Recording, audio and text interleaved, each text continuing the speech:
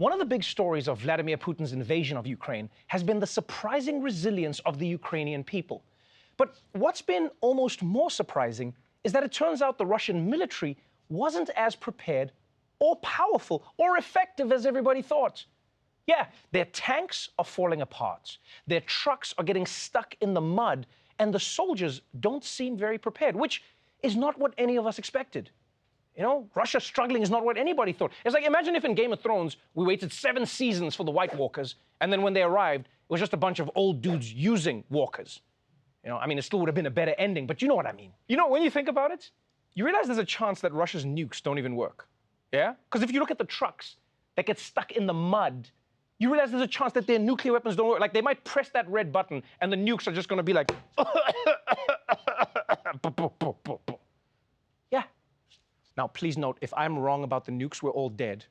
So whatever you do, don't act on my intelligence. This is just me brainstorming here. The point is that in the 2 weeks that this has been going on, Russia has only been able to completely capture, one major Ukrainian city so far.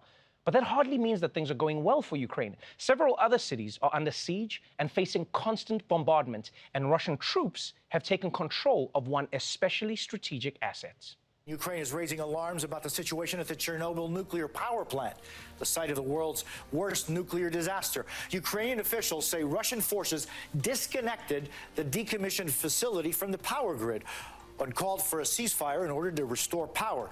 Ukraine's foreign minister says the plant has reserve diesel generators that can power it for 48 hours. But after that, the cooling systems for spent nuclear fuel stored there will stop, making radiation leaks imminent.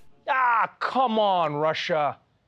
Can you not mess around with a nuclear power plant? It's nuclear power. I mean, I want season 2 of Chernobyl, yes, but I also want to be around to watch season 2 of Chernobyl. Now, thankfully, the International Atomic Energy Agency says that there's no danger of a leak right now, which is good news right now. But I mean, regardless, Russia, what are you doing, huh? I mean, we're already dealing with one meltdown over here. The world doesn't need another one. And a Chernobyl disaster is bad news for you. Think about it. I mean, best case scenario, what happens if you screw this up, huh? A lot of Russians get sick. Worst case scenario, the radiation is going to create an army of mutant super Ukrainians. And right now, you can't even beat the regular ones, so is this a move you really want to make? Now, while all of this is taking place in Eastern Europe, the West is still trying to figure out how involved NATO should get in helping Ukraine fight off the Russian invasion. Because you see, so far, NATO has been sending a lot of weapons into Ukraine. They've been sending surface-to-air missiles, anti-tank missiles, rocket launchers, guns, ammo, some Legos for the Russians to step on, everything. And these weapons are all helping. But what Ukraine really wants, really wants, is some fighter jets, which apparently is a much trickier request. The Biden administration racing to catch up to news that Poland is offering to provide used fighter jets, MiGs, that could ultimately be delivered to Ukraine. Multiple sources telling CNN that report initially caught U.S. officials completely off guard. Poland said it would give Ukraine all of its MiG-29 jets, but transfer them to an American airbase in Germany. But the Pentagon said no, that it's too close to direct U.S. military involvement in the fight against Russia. Okay, this is weird. This is really weird. Poland has offered Ukraine fighter jets, but they don't want to give the jets to Ukraine directly because then they will be in a direct war with Russia. So instead, they want to give the jets to America, and then America hands them to Ukraine. But then America doesn't want to do that because then they're fighting Russia directly. So now there's jets, and there's Ukraine, but nobody knows how to bring the two together. I'll be honest, I don't know why this is so complicated. I mean, you've just got to treat these jets like an old couch that you don't want anymore. Yeah, you just leave it on the sidewalk, and then if Ukraine happens to walk by and finds a jet, I mean, what's Poland got to do with it? Eh? Also, I don't know if it's just me, but it's weird that they're going through all these mental gymnastics here. Because even if Poland finds some sneaky way to get these planes to Ukraine, isn't Russia gonna know where the planes came from? You told us on the news. Comrade, did you notice Poland offered Ukraine jets? Now Ukraine has Polish jets. How did that happen? Yeah, probably same way toast always lands butter side down, eh? Life is crazy. We'll never know. And this has been a tricky situation since the war started. How involved can NATO get without Russia turning on them? And I'll be honest, I get it. It is hard to figure out.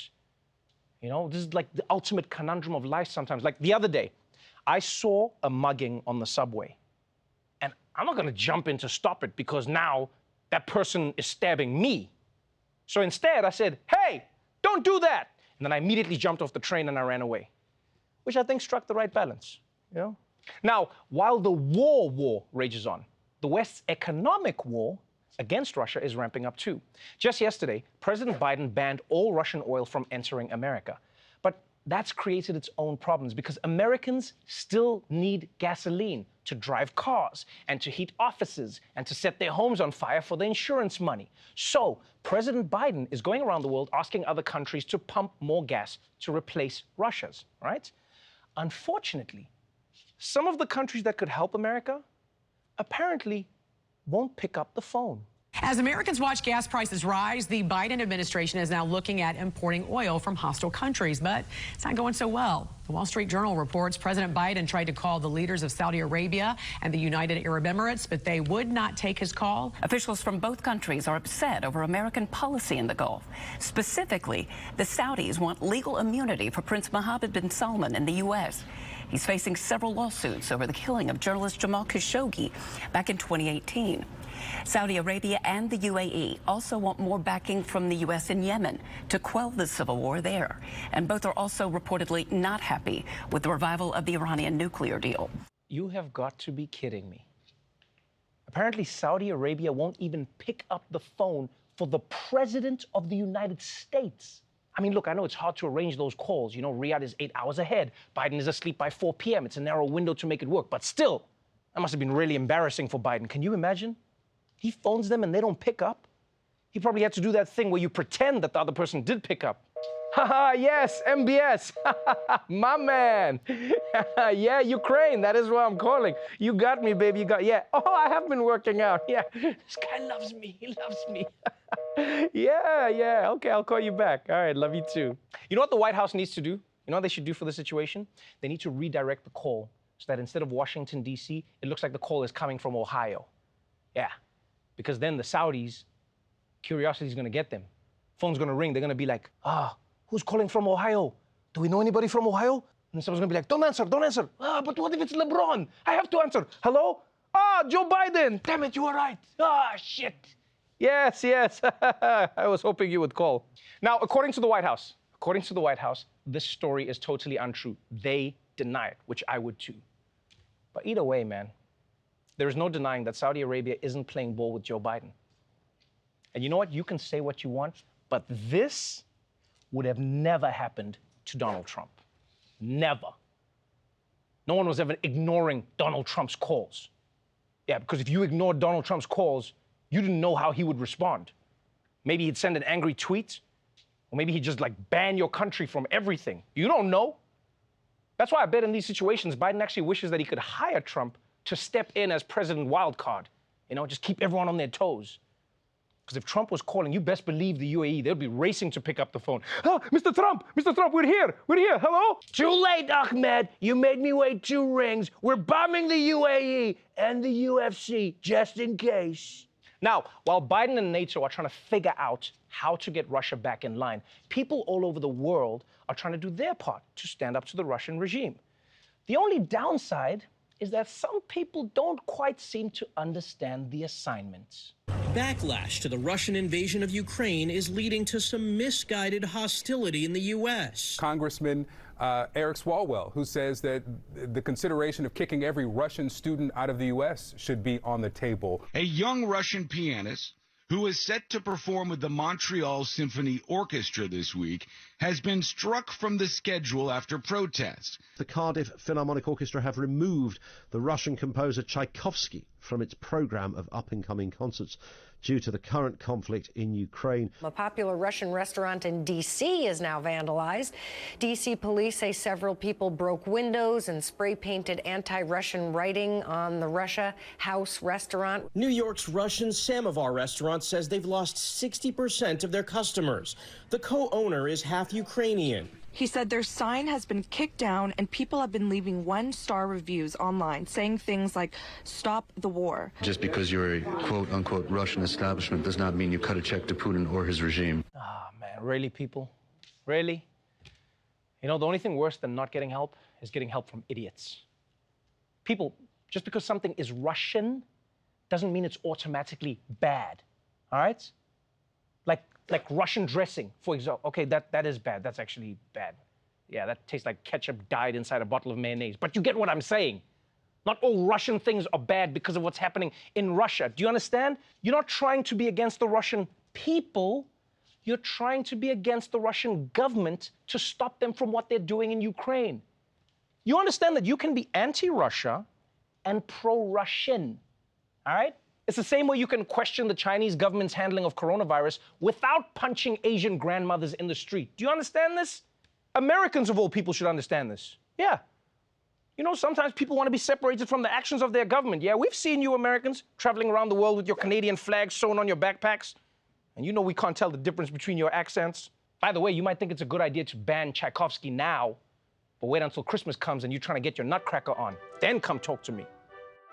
But look, idiots taking their anger out on Russian restaurants in New York, that's one thing. There is another backlash that's going on with corporations, which does make sense. Every day, more and more corporations are deciding they don't want to be a part of the Russian economy that is funding this war. Right? As we told you yesterday, McDonald's, Starbucks, and now Coca-Cola have announced that they're suspending business in Russia. Yes, which means the Russian people are going to be forced to develop diabetes on their own now. Yeah, and today, another big name is calling it quits.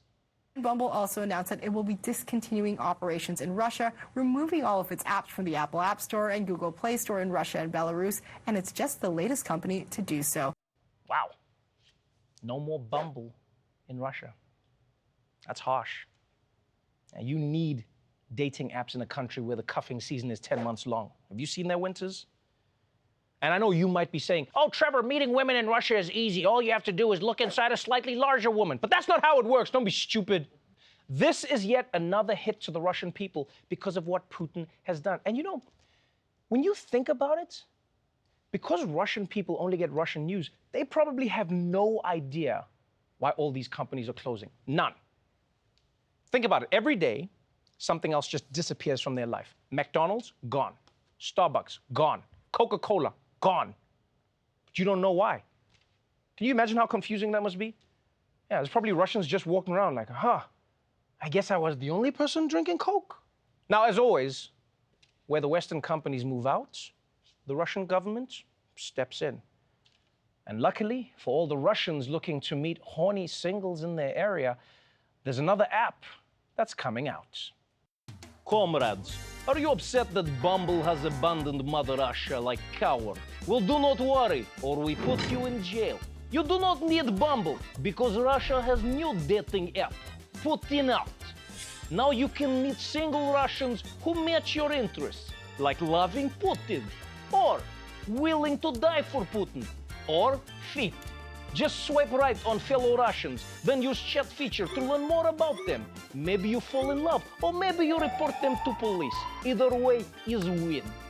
After matching on Putin Out, you will enjoy all kinds of fun dating adventures like storming Odessa beaches or cleaning normal glowing rocks in Chernobyl. So fun. So sign up today for Putin Out. Does not matter if you are already married. Is mandatory.